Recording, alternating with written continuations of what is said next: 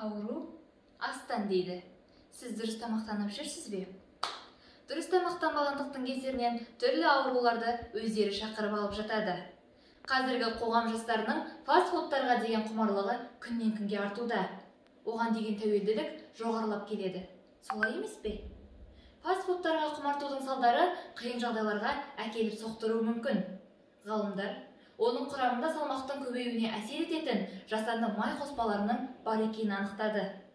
Бұл өз кезегінде жүрек пен жүйке жүйесінің ауруларына, қант диабеті мен бедеулікке, сондай-ақ онкологиялық ауруларға әкеліп соқтыруы мүмкін. Десе де, мұндай тамақтардан асқазан ішек жолдары әбден зардап шегеді. Мамандардың айтуынша, соның салдарынан аурулар да көбейіп кеткен. Қазіргі таңда гастрит ауруы ересек адамдарда ғана емес, балғындарда да кездесетін көрінеді.